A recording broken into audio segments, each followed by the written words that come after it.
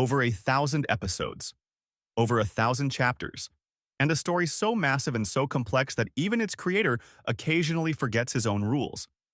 Today we are exposing 5 plot holes in One Piece that Oda has never fully explained. And some of these have been hiding in plain sight for over 20 years. One Piece, the greatest and longest-running manga and anime in history. A story so sprawling and so deeply constructed that it contains entire civilizations, complete history spanning 800 years, power systems within power systems, and a cast of characters so large that keeping track of them all is practically a full-time job. Eiichiro Oda is a genius. This is not debatable. The level of foreshadowing, the long-term planning, the emotional depth of this story, all of it operates at a level that very few storytellers in any medium have ever matched. But here is the thing about building a story this enormous across 25 years. Even a genius makes mistakes. And One Piece, brilliant as it is, has accumulated several moments where its own established rules simply stop applying. Where the logic the story built so carefully suddenly contradicts itself in ways that no amount of foreshadowing can explain away. Just like always, I want to clarify what I mean by plot hole. A character making a dramatic decision is not a plot hole. A power-up in a tense moment is not a plot hole. What I am specifically looking for are moments where the story directly contradicts its own established rules and internal logic. One Piece has 5 of those moments that genuinely cannot be explained. Let's get into it. Plot hole. Number 1. The Gomu Gomu No Mi was never actually the Gomu Gomu No Mi. Let's start with the one that retroactively changes everything about the very first episode of the series. In one of the most significant recent revelations in One Piece, we discover that the devil fruit Luffy ate as a child was never actually called the Gomu Gomu No Mi. The fruit that Shanks was transporting. The fruit that Luffy accidentally swallowed. The fruit that gave him his rubber body and defined his entire fighting style and identity for over 1,000 chapters. It was not a paramecia-type rubber fruit. It was the Hito Hito no Mi model Nika, a mythical Zoan-type fruit. The most unique and sought-after devil fruit in the world. A fruit so powerful and so dangerous that the world government spent centuries trying to acquire it and removed all record of its true name from history. Now, this revelation is extraordinary storytelling. The implications for Luffy's power and his connection to the ancient kingdom are genuinely breathtaking. But here is the plot hole hiding inside this revelation. The world government spent centuries, desperately trying to obtain this specific fruit. They knew what it looked like. They knew its capabilities. They had been chasing it across generations. And then Shanks, a member of the Roger Pirates, a man with deep connections to the most sensitive secrets in the world, was openly transporting this fruit on a ship docked at a small East Blue village. The world government has agents everywhere. Cypherpol operates in every corner of the world.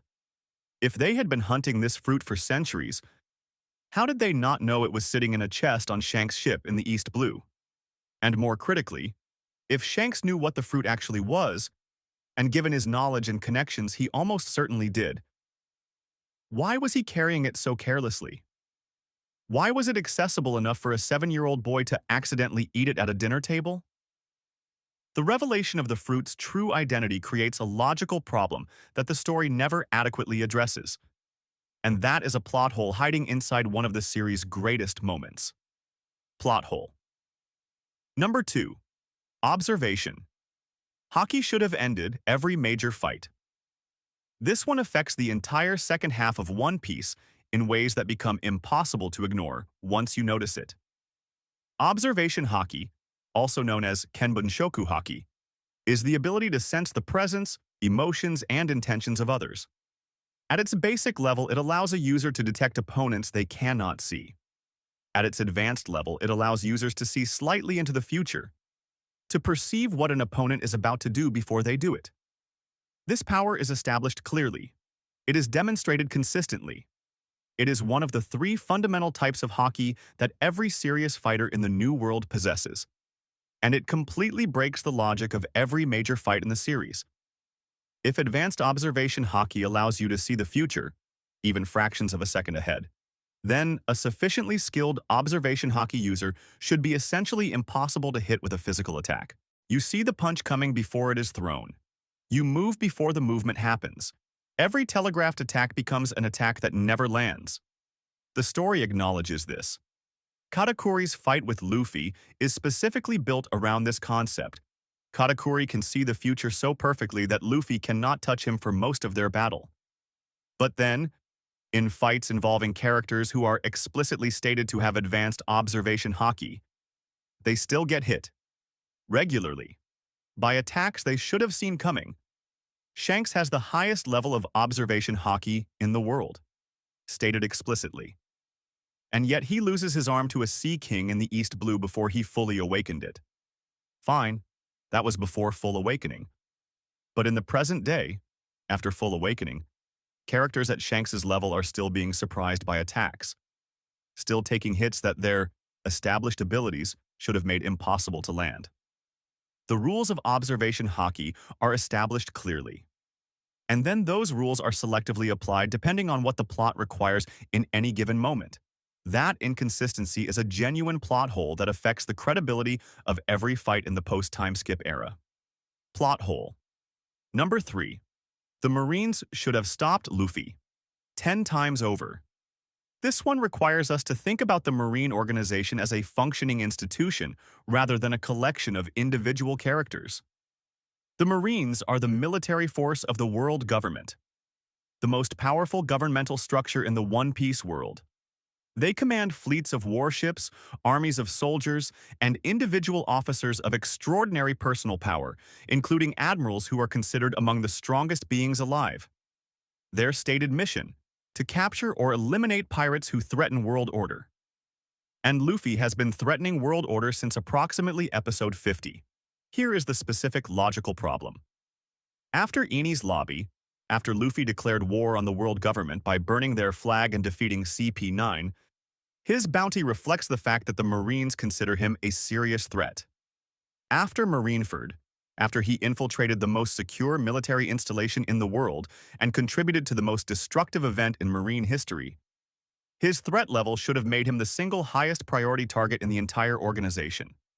And yet, across arc after arc after arc, the Marine response to Luffy is reactive rather than proactive.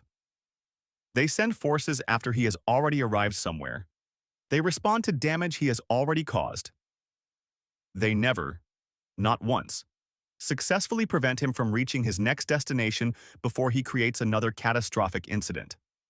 A functioning military organization of this scale would have dedicated entire fleets specifically to intercepting Luffy between islands, would have had intelligence networks predicting his route through the New World, would have positioned admiral-level forces at locations they knew he was heading toward. Instead, the Marines arrive after Luffy has already befriended the locals, defeated the local tyrant, destroyed half the infrastructure, and prepared to leave. Every single time, the Marine organization is established as a vast and sophisticated military power, but their response to their most wanted pirates operates at a level of strategic incompetence that no real military organization of this scale could possibly sustain.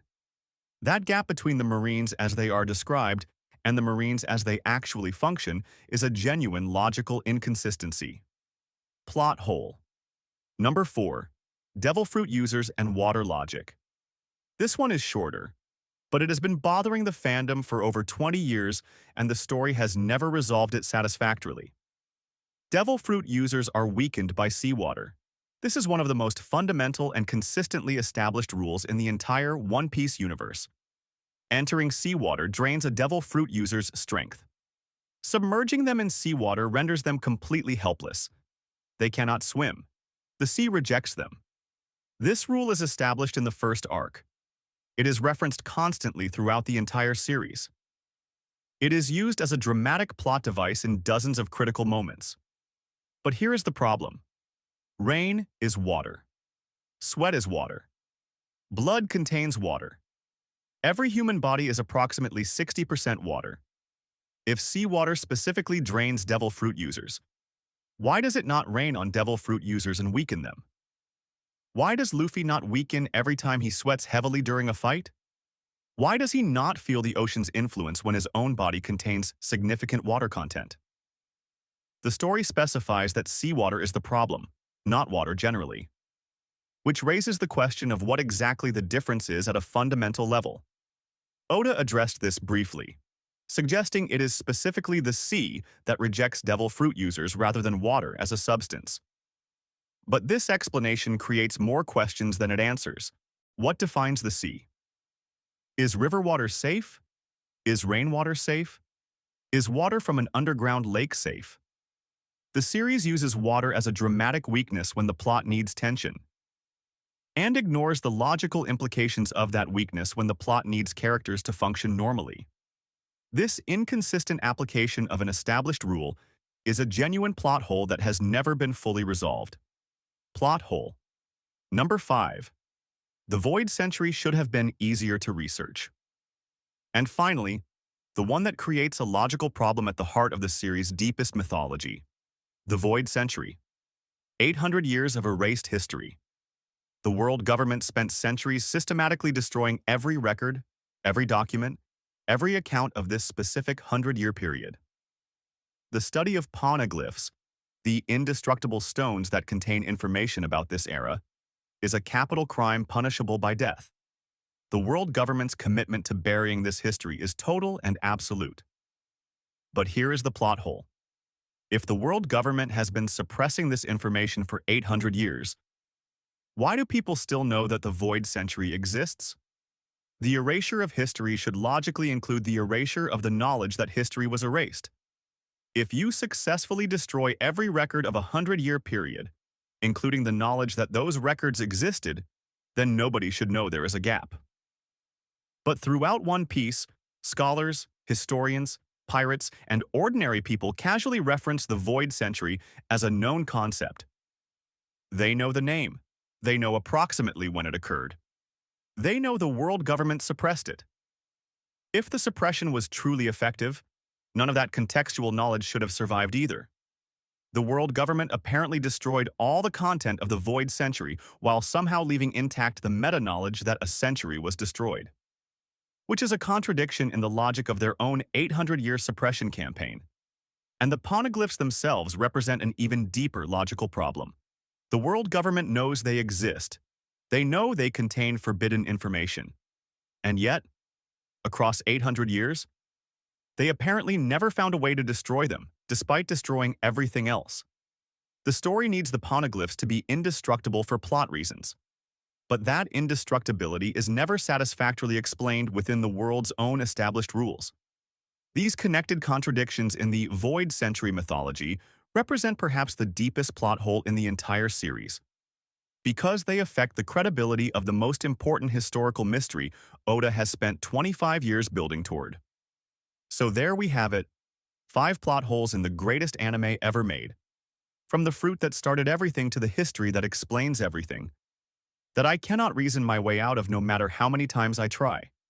And I want to say this clearly. One Piece is extraordinary. The world building, the emotional depth, the sheer creative ambition of what Oda has been constructing for 25 years. None of these plot holes change any of that. But they exist, and I think acknowledging them honestly, as fans who genuinely love this series, makes the conversation about One Piece richer, rather than poorer.